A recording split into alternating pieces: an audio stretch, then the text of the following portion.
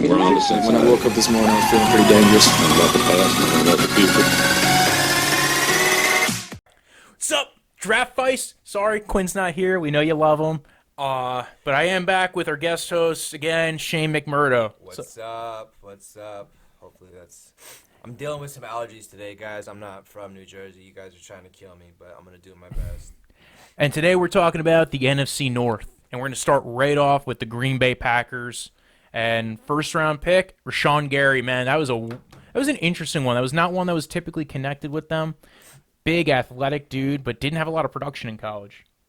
Yeah, he was more of a specimen, like athletically. Dude's a freak. Yeah. Dude is and I don't mean that in a mean way. Don't come find me, Rashan. Yeah, dude. Yeah. And if you do come find him, remember... I'll get an autograph. Bring an autograph. This is my favorite pick of the draft, if you ever find it. Not really, but, like, just remember me saying that. Yeah, right. But, no, like, correct me if I'm wrong, but a lot of people were saying that he was, like, a big gamble. Not just for the Packers, but for anybody to go that early. Oh, especially at 12. Like, I think a lot of people had him more in the 40s and 50s range. There were some teams that it was weird because if you liked his athleticism, I'm sure coaches would love this guy because you're like, dude, look what I can do with this thing. Look what I can do with this guy. I think he was actually better when he rushed at 3-10 technique than when he rushed as an edge rusher because he doesn't have a lot of lateral quickness. Dude's bull rush though, and just like pure athleticism. He's got a good bend. Yeah. Not the best. But he doesn't have like a variety of pass rush moves. Like he has no moves. Like I'm going to use my athleticism to just beat the fuck out of you. So if you stick him on like the inside run at 3 technique on like passing downs, maybe like a 3-4 D end, I think there's a lot to do with him. I do like the fit. He's going to be with he's going to be on the Green Bay Packers. They run that 3-4, but they have what's his name? Freaking former Cleveland Browns coach, and I right when I became a fan, I hated. Yeah, what's his name? God damn it, I can't remember his name. I should have wrote it down. Should have prepped. I'll remember it in 2 seconds. God damn it.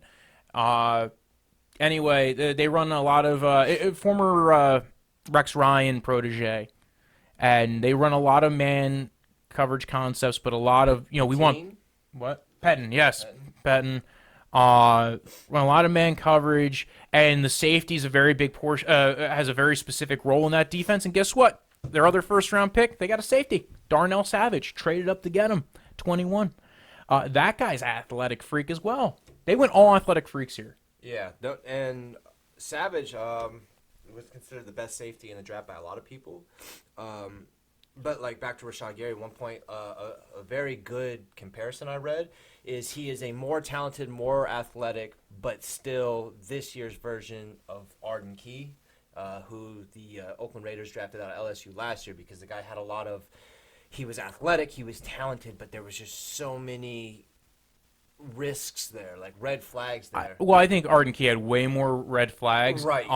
That's why he went in the 3rd round. Right. I know what you're saying. As far as Arden Key, I think, honestly, I think athletically speaking, he came in underweight. Very much so. With Rashan Gary, he's a big guy, man. He's like 280.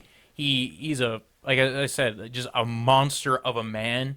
And he went in the 1st round, so there's a difference in value there. If you're taking a risk on a guy top 15 versus taking a risk on a guy in the 3rd round, he is way more. I think he wins more off of pure athleticism. He did get a lot of double teams. Like there were guys just trying to stop him. Thing is, he just doesn't have a way of really even like you're going to the NFL. Again, does not have like doesn't have like a go-to pass rush move beyond the bull rush. Not a lot of counters there. You're right. He can bend a little bit, but his hips are not that loose, though. Right. I think... Like I said, get him up on a guard, man. Rush him at 3 technique, and you're going to go ahead and have him bull rush a guard, and he's going to take that guy right back to the quarterback. But, like, this isn't me saying he won't pan out because he could be very coachable. I don't know. But I just think if you don't have the fundamentals, if you don't have the techniques, if you're not versatile, it's really hard to be successful in today's NFL. He's much more talented than a guy we drafted the same year we drafted Derrick Henry, dude out of Clemson, Kevin Dodd. Yes, I remember him. Yeah, Kevin Dodd was big. He was athletic, and he only had a bull rush, and he's not even in the Yeah, I was shocked because they released him. What was it, last year? Yeah, no, he didn't even show up for fucking training camp. Yes, I remember that. I actually was kind of a fan of Kevin Dodd, coming out. But Darnell Savage he is Athletic freak. It was at 4.3, 840. Just you can very good in coverage near the line of scrimmage. I think they're going to try him at free safety. He's good at everything. He's got good closing speed. He's a ball hawk, but he can also be in the box and run. He is going to, because they have Amos as well. Yeah, well, Adrian Amos is probably going to be more in the box. That was more of his role. Strong. Yeah. I do think they want to try him at free safety. Also, because that's kind of how you get the real value out of safety is to try him at free safety. And free safeties tend to have more value, especially if you're running a lot of single high. This guy, like I said, he's very athletic. We went over him a bit in our pre-draft safety and cornerback show, and I was a little bit higher on him than our defensive backs guy. But this, I like the pick. I kind of like the pick better than Rashan Gary. I don't think he's going to be able to match up in man coverage a lot better than your typical slot corner / safety hybrid. So if you're having a man up against people, going to be great. Like you said, good feel for coverage. I'm very impressed with that pick. The other pick I really like, again, like their first 3 picks are very interesting picks. Real quick though, before we get to the third pick, I'm sorry, I know you're. Oh, no problem. Show, but no, just be willing to slow me down. I'll go ahead and pick it back up. So, but I like that you said that you liked it better than Rashan Gary, and I did too, and this is why. I think Savage is more suited to be a day one starter. Yes. Rashan Gary, as talented as he is, I don't think he's more suited to be a day one starter, but I don't think he really has a choice because Green Bay no longer has Richardson. They no longer have Matthews. So he's more likely to start day one, not so much after out of his just pure. Well, they did sign Preston Smith and Zadarius Smith, so they'll have a couple of edge rushers there that are going to be available. He's not going to have to shoulder that big of a load. Yes. But at the same time, I don't think he's going to be able to. And they still have Mike Daniels, so they'll at least have players around him to build off of. And I think Mike Patton was used to coaching. Was he there when Mo Wilkerson was there? And keep in mind, Wilkerson's still a free agent, so they could still sign somebody. I meant Wilkerson, not Richardson. I'm sorry. Yeah, Well, Richardson was on the Vikings, and he's now on the Cleveland Browns, which we'll get to in the next episode. All those Jets guys, I get confused, but yeah, well, they just had so many D-linemen. All they do is draft D-linemen. That's all they do, and they end up being good players. Besides homeboy out of USC. Leonard. What was it? Leonard. Oh, Leonard Williams. Yeah, the only reason I know that is because they did their salute to service game with the Panthers, and I got to run out of the tunnel with the defensive lineman, and like Leonard Williams gave me a hug and picked me up. The dude is massive, bro. Like, you never forget when somebody that powerful embraces you. I was terrified, but he's a dope ass guy. But yeah, no, Rashan Gary, man, I hope he pans out. Not because I'm a Packers fan, I'm really not. But I never wish bad upon players like this. First round draft picks, especially of that caliber, they're so fragile. Yeah. Right. Like, you want a good return on your investment. Right. Some of these guys, they're like Myles Garrett. When you guys drafted Myles Garrett, that guy was ready for the NFL to start. Oh, yeah. Right away. Rashan Gary isn't at that level. Mm-hmm. You know, and that's not a knock on Rashan Gary, man. I think he could be a very good player. I'm just saying right now he's not ready to be that dude, you know? And if he's out there, if he's getting more playing time than he should at this juncture of his career, and he's not meeting the bar that he thinks he should be at, or that, you know, the quote-unquote experts think he could be at, you've seen it a lot of times with these first-round draft pick type guys that it messes with their head, right? Yeah. And it could cause, you know... He could absolutely be a bust. I think he's really high on himself. I know he was high on himself coming in.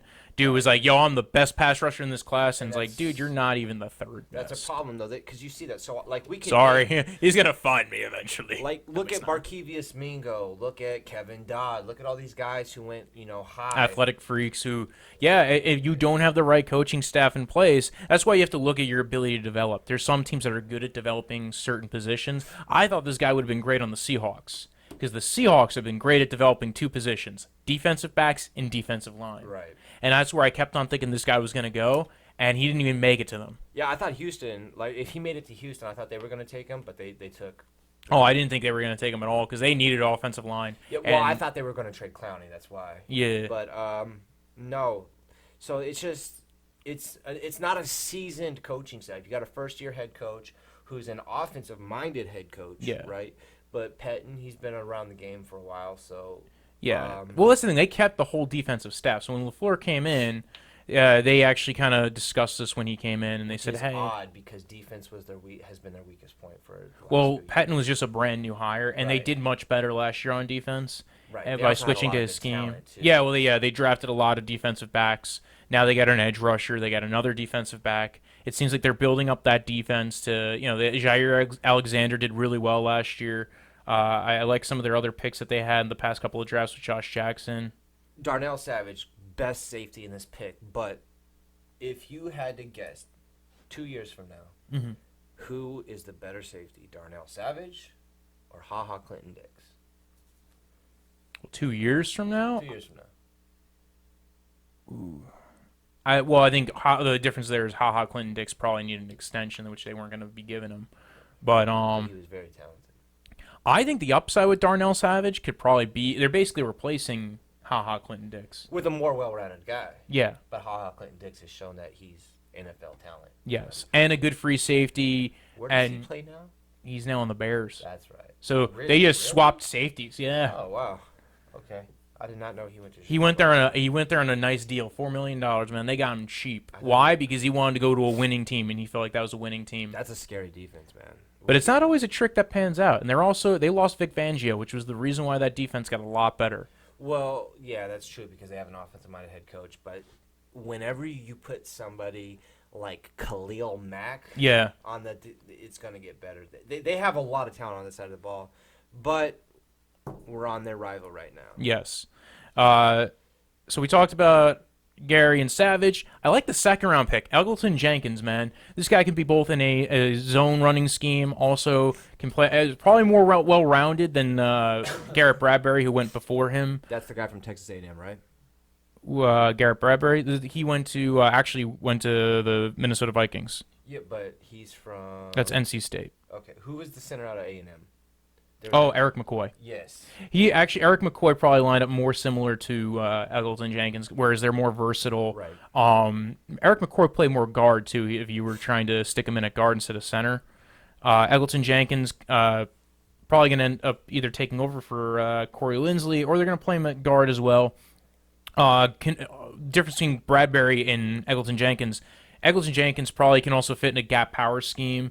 Can pull just a little bit more. I think. Scheme diverse of a center / guard prospect, and I like him because they're probably gonna either they're gonna probably get rid of one of their offensive linemen after this year. I know they're going into a contract year on one guy. They're entering the last 2 years on Linsley. Maybe they can get a good trade out of one of their offensive linemen. They also signed Billy Turner. That team's always been built around O-line and a lot of good pass blocking O-line, which is what they've always focused on. Elgton Jenkins was probably the best pass blocking center in this draft. No, yeah. Well, I mean, center's usually More of a you want to focus more on the run blocking. I understand well, that. not only that, but it's just a shallow talent pool. Usually, every draft you're gonna get 2 or 3 guys that are worth a high draft pick. It's not like defensive back or edge rusher where there's a litany. But no, this was a guy I was actually hoping the Titans would pick up. Me being a Titans fan, because we got a lot of flack at the guard, but I watch every game intensively, and I always thought center was a weak spot, so he was somebody I was really hoping we'd get in the second round, him or McCoy as well. But no, he's a good pick. He's a very good pass rusher. When you're on a team and Aaron Rodgers is your quarterback, you're obviously going to be looking to throw the ball more. Yes. Right? That's your winning formula. And you got a head coach who's very big on schemes. That's what he's known for. Well, especially this is more of an outside zone rushing scheme. So, again, like I said, Elgton Jenkins is very scheme diverse as far as a run blocker goes, as opposed to Bradbury, which everybody was saying that the Packers might take Bradbury. Because, again, you're looking for players that can fit LaFleur's scheme. LaFleur comes from that Shanahan, McVay scheme, a lot of outside zone, inside zone. Elgton Jenkins can definitely do that. Right, and it's not just... I can never gonna say his name correct. I'm sorry. That's a weird way to spell it. I'm just gonna I'll say just keep Jenkins, Elgton. bro. I'm just gonna Yes, say yeah, probably a Jenkins. better way of just doing it. Why even say the first name? Yeah, fucking nobody else does. What does the jersey say?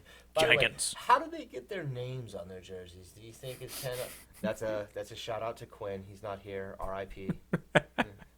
All right. So you have anything else you want to say on Jenkins? No. It's other than with people like LaFleur, right? So when you're that scheme heavy, it's not necessarily who is the most gifted player. Yeah. It's who is the most fitting to your system. And I think they found a guy who fit for Right. him, fit for them in the second round. There's probably 3 or 4 centers that were really good to pick in this draft, and they found one of them. There's 2 more guys on this team I really want to talk about that they drafted. Jace Sternberger, athletic tight end out of Texas A&M, very versatile. I think this was the guy that, like, if you didn't get one of the top tight ends, you were happy grabbing this guy, and you can maybe, you don't have to worry about starting him right away. You're getting him in the 3rd round. And then Kingsley Keke, I like. Very, again, another athletic D tackle. Can play 1 technique or 3 technique. I was happy with those picks. And the rest of their day 3 picks, I wasn't super high or low on. Yeah, that's just standard. That's par of the course for the NFL in general. Yeah. Other than what you guys did, which we'll get into next episode. Yes. But so yeah, Sternberger, good pick. Most like the 2 top tight ends were both from Iowa. Yes. In this draft that everybody was talking up. But this guy was getting ranted and raved about. And I see why, man. He's very athletic. He's very intelligent. He's very versatile. He's more of the modern-day tight end where he's more of a pass catcher than a blocker, but he's actually very good at blocking as well. And what this tells me is that Jimmy Graham's got 1 year left in Green Bay. I feel like Jimmy Graham had 1 year left 2 years ago. He's been on his way out. But as long as you can still, you know what it is? It's tight end has become that position like you see Antonio Gates. If you can still do it and you can still catch and you can still get open, yeah, and Witten as well and Greg Olsen. Like, we're getting a lot of these older tight ends who managed to stay in the NFL because they're not expected to be Delaney Walker. Yeah. They're not expected to be super athletic, and run blocking they can still end up doing. So as long as they're still willing to do those 2 things, be an outlet. Let me go ahead and throw the check down to you. Maybe and you can't teach size. You can't teach somebody to be taller. And those guys are all very tall and know how to catch a ball. Well, not so much Delaney, but he's very yeah, Delaney fast. Walker is the one that wasn't. He's fast, though. He's faster than the rest of them. Yes. But there's a guy in this draft, and we're going to talk about later, who kind of reminds me a little bit of Delaney Walker. Right. But Jace out of A&M, he's getting there because he doesn't have to start right away. He does not have to start right away because LaFleur's scheme, hard to learn. They want to give him time to learn. They want to get him to hopefully developed from a guy like Jimmy Graham because Jimmy Graham, one, you're right, he's on his way out, he's expensive, and he's injury prone, right? Yeah. So they got a guy that can maybe be productive enough while they're there, plus giving him a year to get chemistry with Aaron Rodgers, to learn the scheme, to stay healthy, and to just... Yeah, he's in a developmental role. He's going to hopefully produce. 3rd round pick.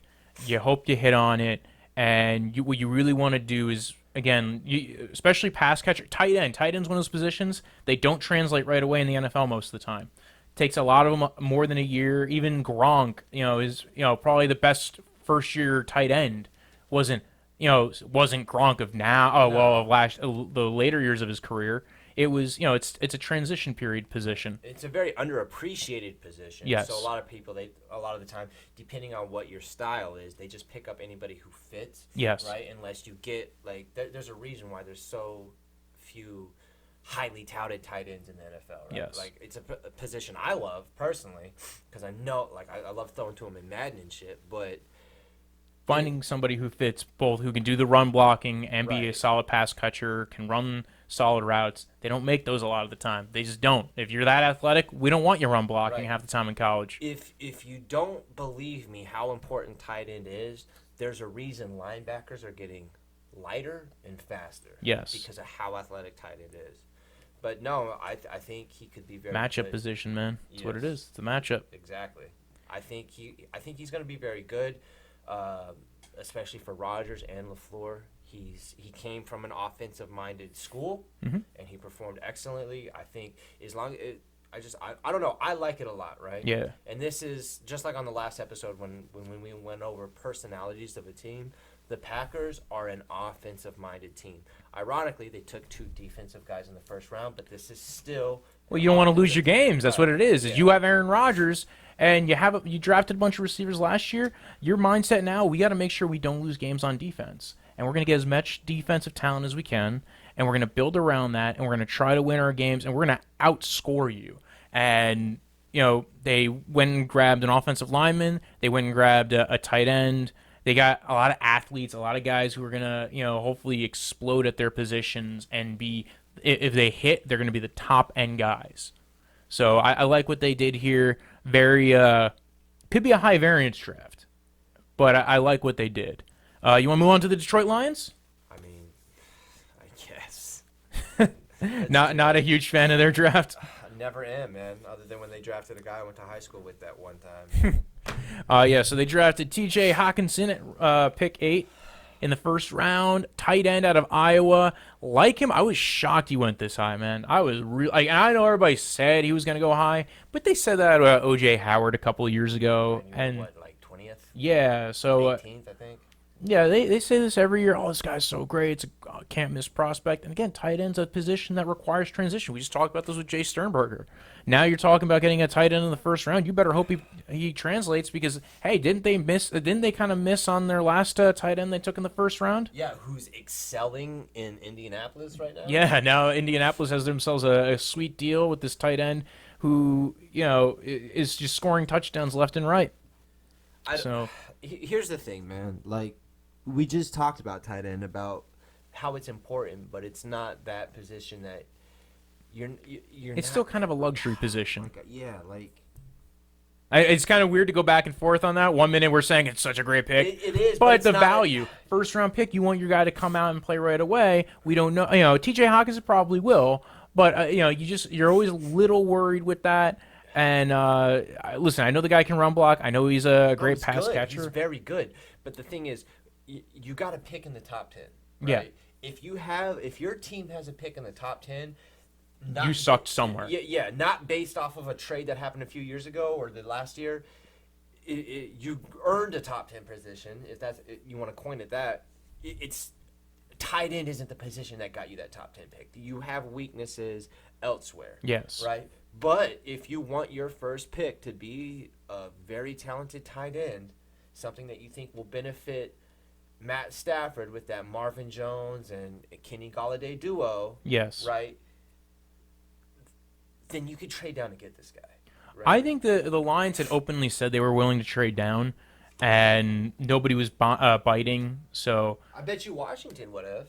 Washington is lucky they got Haskins at 15. Yeah. And they are ecstatic they did, but if you said, hey, well, it's all about value. Everybody has their own value chart. Even if everybody says that the league has their you can still see there's certain teams that they say they want to trade down, they never almost do in the first round because it's the value, they don't see the value in it.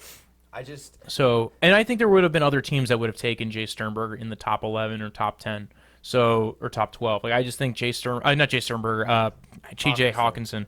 They would have taken him in the top 15. So they might have been a little worried about not getting their guy. They like where they got him. Keep in mind, Patricia came from New England. They're used to having a tight end that plays in an elite level. Yeah, because who they had last year was old boy from Seattle, right? Wilson? Yeah, Luke Wilson. Yeah. They just signed Jesse James, who's kind of he's developed pretty well as a tight end, but he's more of a tight end too. He's not the guy you want being as your primary. Neither was Luke Wilson. So I'm not a huge fan of their whole draft in general, but I think but you pick guys who you think are going to fit your team and fit those roles right. I do think they did try to fix some of their holes in free agency. So I think they saw this as, hey, this is the best guy on the board. We think he's a starter tomorrow. We think he's the best pick that we can make here. I don't hate it. I don't love it. I think there's probably more positions of value there. I just don't I'm not saying he's not going to be good. I think he's going to be good. Yeah. I'm just saying though, like at pick 8, you could have. But this wasn't even the only pick that I would object to. Like the Jelani Tavai, he's a solid blitz backer. Very he's not a number 43 pick though, man. I'm just saying. Yeah, wasn't a huge like. I know he fits that Patriots scheme that Patricia runs. Solid blitz backer, has a good feel for zone, but I just wasn't, I wasn't blown away by the pick, especially at 43. Yeah, there was a lot of other players there that were probably way more impactful that you could have gotten, and just because you were worried you weren't going to get them in the next round or you weren't going to, that's why you build out a bigger board. But then again, this is coming from the Patriots system. Robinson seems to know how to get his guys and loves drafting linebackers. Robinson's us.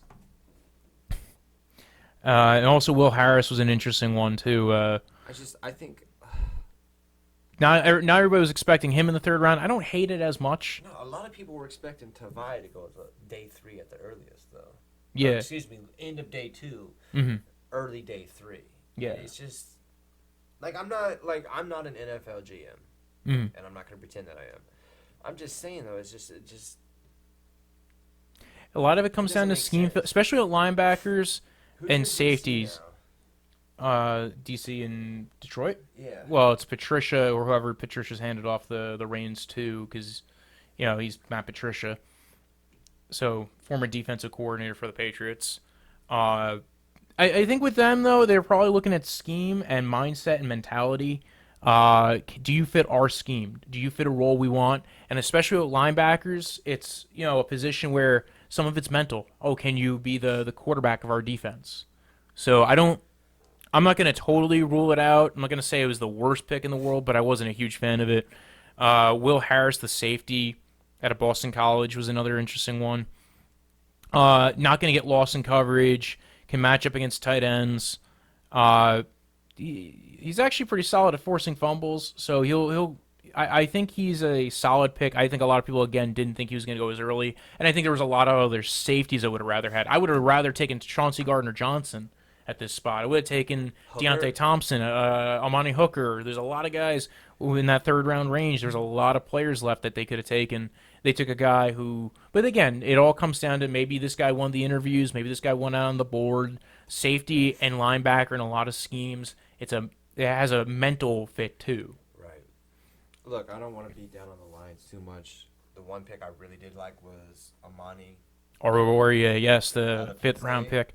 I wasn't shocked that he fell more than people thought, because Penn State players, they're very athletic, but you saw with Troy Apke, blew up the combine last year. Was what the White did? Yeah, tiny dude, just blew up the combine, just boom, safety out of Penn State. I don't think anybody's heard of him since. No. But this guy though, solid athlete. There's also a lot of DBs this draft, a lot. A lot of mixed opinion DBs too. Yeah, because guys who people felt all different ranges about. Yeah, like Rock Ya-Sin. Oh, he's athletic, but he's not experienced. Yeah. Or but they went with the mindset. Oh, this guy's a wrestler. Can he do that? Right. So. Or the guy that Patriots took, very solid in man. Jojo Williams. Fucking gets beat over the top, Yeah, the defensive backs had a lot of. Again, usually with defensive backs, it's scheme, it's fit, it's position, it's the. How'd you interview? Are you a man? How are you in man court? Yes. He's such a fucking. Well, I think this fits their system really well, and I think he'll also develop him very well. Keep in mind he was on the Patriots. That was the team that developed Malcolm Butler out of nowhere. Fuck him. They also got Austin Bryant out of Clemson. He was kind of the lost, forgotten Clemson defensive lineman. Not as athletic or as impactful as his other brother, but still pretty good. And I think he'll be a solid role player on that defensive line. And they've developed a lot of their defensive tackle talent, like a Sean Robinson and another guy who they drafted last year. Who's they just seem to pick up. They just keep on drafting these big school D linemen. Sean Robinson, Alabama guy. I don't remember who they got last year. It was Deshaun Hand again, another one. They keep on bringing these guys in. They also just lost another one, so. Well, they just lost Ziggy Ansah, but they also just signed Trey Flowers out of Boston, out of the Patriots. Yeah. So, well, yeah, and with Matt Detroit Patricia, says it's not like it's. But then again, you know what? Again, they're not in win now mode, right? I just don't think they make sexy picks anyway. Well, yeah, I mean, they never make sexy But picks. do the Patriots? That's the thing. Yeah, That's right. kind of where I was kind of going with. Because Sexy picks are not their thing, but Matt then Patricia, his first year was horrible. Like the players were complaining about him, things like that. But I also think they went to go get guys who fit their scheme and Right. system. You saw it in free agency. You see it here in the draft. they got rid of a lot of people Yes. last year. A lot of the people that were the ones complaining, right? He's getting his guys, not necessarily just talent-wise, but personality-wise as Yes. well, right? And you know, Do your job. It's gonna be Patriots, NFC North Patriots. I don't really have much else to say. Oh, Isaac Nada, the unathletic tight end out of Georgia. yeah, but He for he some destroyed reason- that combine in the opposite direction of what we were saying about before. Troy Apke. Minnesota Vikings. You want to move on to Minnesota Vikings? Yeah, there's Detroit's not going to be. Yeah, Detroit's depressing.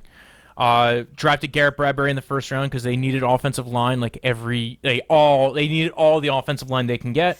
Solid center, outside zone scheme. They're doing the Gary Kubiak scheme. Now he's in Minnesota. And they also got Irv Smith out of Alabama in the second round. Tight end, H-back role. Solid dude. What do you feel about these top two picks? So I was, like I told you in the last episode, my best friend, Minnesota Vikings fan, right?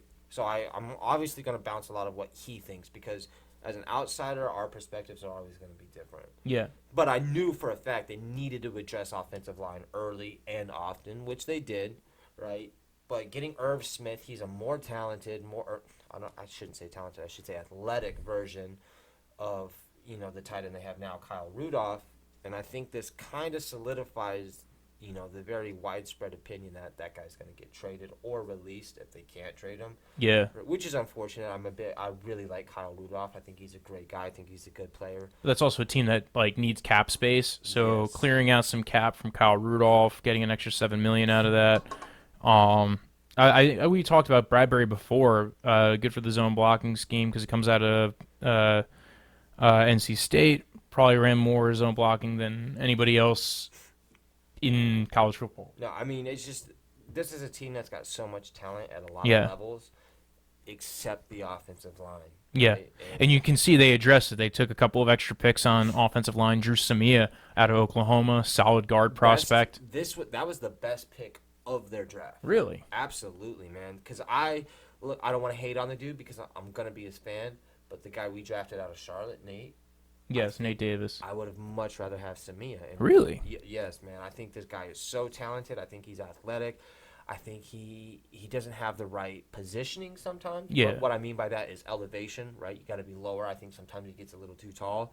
But the guy's very talented, very gifted, very coachable, and I think he's actually going to be one of the best picks from this draft, especially for the value they got him at. I think they absolutely nailed it, man. Mhm. That's He's a just my solid opinion. guard. I think value wise, he was a great value. I think he was about in my head probably still third, fourth round pick. So they got a good value for him. And I think Garrett Bradbury was a solid pick. Alexander Madison was a little bit of an interesting one. I wasn't expecting him to go where he went. I think they're probably Dalvin Cook injured a lot. Had the torn ACL, coming back from it, looked better at the end of the year. But they lost Latavius Murray. You got to grab another running back to go ahead and back him up. They must have felt really good about Alexander Madison. I mean, they're not expecting him to start right away. He's a backup, yeah. Yeah, he's a backup, and to take a backup at round 3 is a little, but Rams did it too. yeah, But Rams have their whole system built up around Todd Gurley and a solid pass catching outside zone running back. Probably what they're doing here. and then also, even though they drafted offensive linemen, that offensive line is still a foreseeable issue, Yes. and which is a lot to do with Dalvin Cook's, struggles from last year, as well as Murray. I mean, they need that third down back or that change of pace back, and the guy's athletic, he's fast, he's talented, he's got good vision, but I think he's a good pick for the role he is supposed to fulfill. I wouldn't expect too much out of this run game this year unless the offensive line improves. If the offensive line improves, the run game will get better. So will And I actually am a very big fan of Dalvin Cook. as am I. fucking athletic as hell, which is funny because his combine was not that great. But you know what it is? Combine isn't everything. It's a snapshot of what you're doing. It's not always the full picture. And we saw, I mean, keep in mind they had a different offensive line coach when he had a good when he had the first 4 games of his first season, his rookie year, where he was doing really well. He looked like he was going to be, competing with Kareem Hunt as far as MVP rookie candidates, and then tore his ACL. That was heartbreaking because he was extremely talented, man. I mean, he still is, but that rookie year, it was really something special to behold because him, Kareem Hunt, and Fournette were all doing awesome, and I loved watching it. And then, it sucked, man. And Kamara. Well, Kamara, that rookie running back class was an interesting one. Yeah, but Kamara and Mixon didn't come on until like week 7. Yeah. Yeah, but they were definitely very well thought of. But yeah, they Not much else. Marcus Epps wasn't a huge fan of. Marlon Watts. A lot of like random like dart throws on day 3. Not like guys who I was really high on day 3. They just seem to be trying to throw, like, all right, Boyd, we'll go for this guy. Oh, we'll go for that guy. The only one I'm very extremely familiar with is Dylan Mitchell out of Oregon. Obviously, I'm wearing a fucking Oregon jersey. But I'm just going to be honest here. At Oregon, I loved him. I absolutely loved him. I think he should have stayed another year because he's not the best route runner. He doesn't have the best hands, and nor is he a big guy. He drops a lot of passes. But if he catches the ball, he can get open. He's fast enough to get open. He's smart enough to find the open space. He's very good in the open field with the ball. So I don't know if he'll make the starting 53. He might be a practice squad guy. But if he does make that 53, it's going to be as a special teams guy most likely, or just that random wide receiver that comes in every now and then. I think they're looking to move on from the guy they drafted out of Ole Miss a few years ago. Oh, Laquan Treadwell? Yeah, because he's been nothing. And luckily they had a lot of hits with Diggs and Thielen since drafting that guy. Yeah, that's a very good one top 5, arguably 1-2 combo. Oh, absolutely. That's a great wide receiver core when you have those two. There was no Armon Watts I wasn't a huge fan of. The rest of these guys kind of, like I said, it's firing off your shot. Especially 6th, 7th round, you're just trying to see what you can land. One last team, the Chicago Bears. And they didn't have a pick in the first round, thanks to Mr. Khalil Mack. And they didn't have a pick in the second round, thanks to Anthony Miller. Because they traded up to get Anthony Miller last year. And I guess 50% of Khalil Mack is that first-round pick. I'm thinking an arm, a leg, and maybe an eyeball. I'm going to tell you right now, I would take Khalil Mack over everybody the Raiders got in the first draft. Yeah, well, I'm not patting. I didn't hate the Oakland Raiders draft. I didn't love it either. It was kind of a meh draft. But we're not talking about them. I love Khalil Mack. Khalil Mack, elite player. Yeah, I mean, and I don't think they fully replaced him. But they could have. They totally could have. They didn't. They could have utilized their. We're not getting into the Oakland Raiders. We're talking about the Chicago Bears. And I like the first pick, David Montgomery. I know they traded away Jordan Howard. For nothing.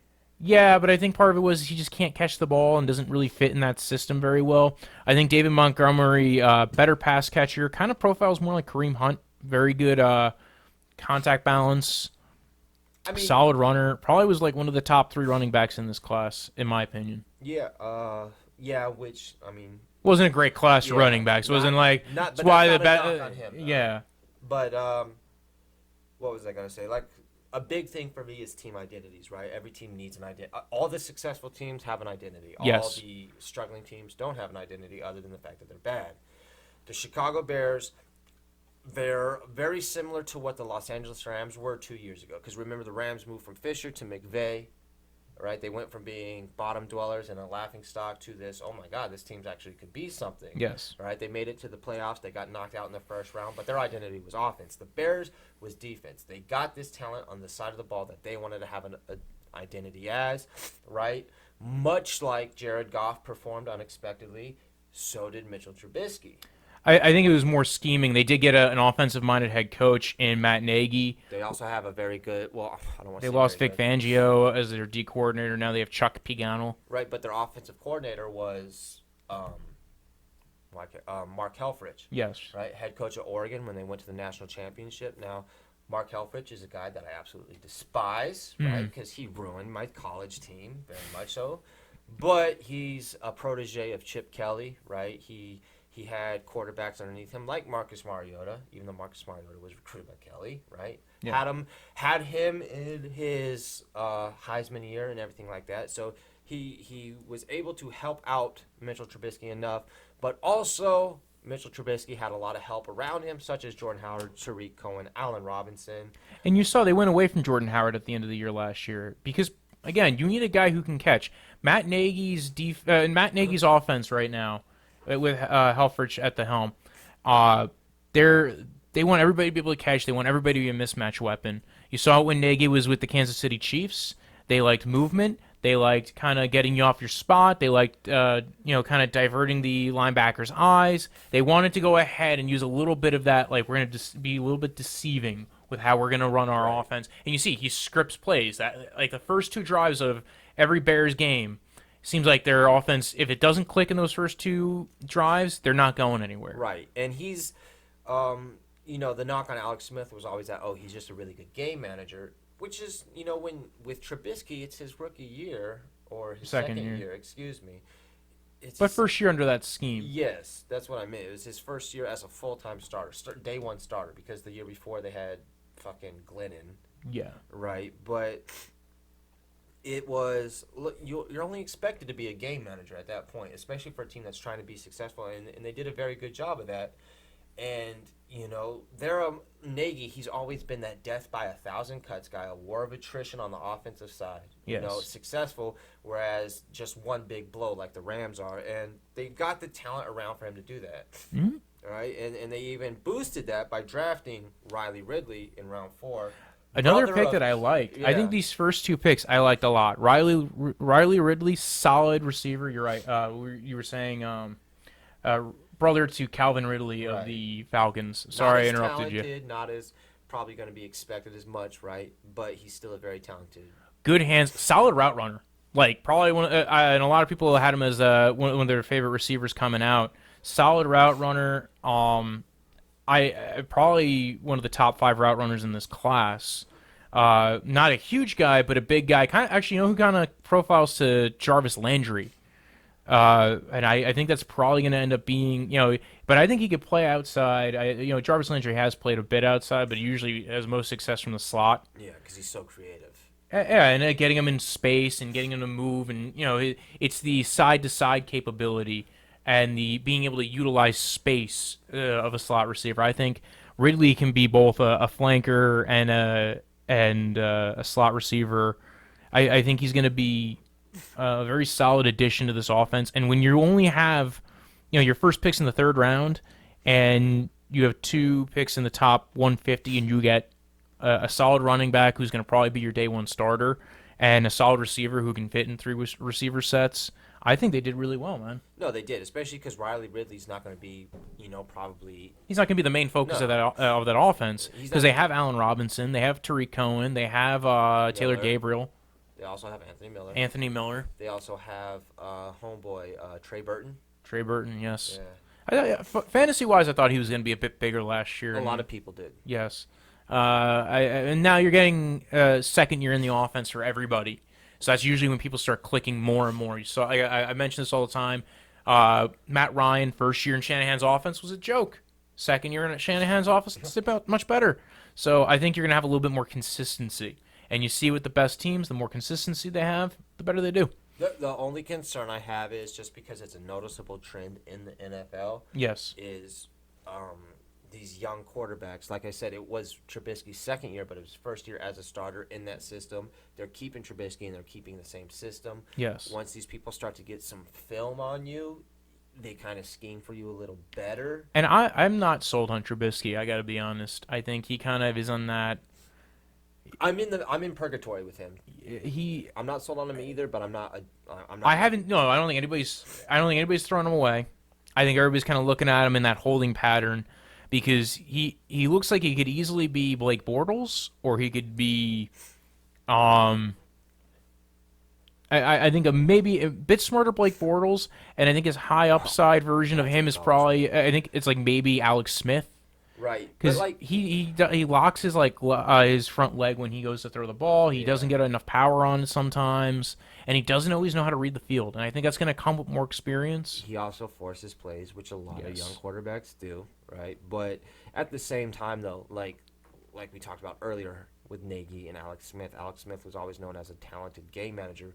But at the same time, Alex Smith has been in the NFL for a long time. Yeah. And was anybody ever really sold on Alex Smith? No, they always said he's just a game manager, right?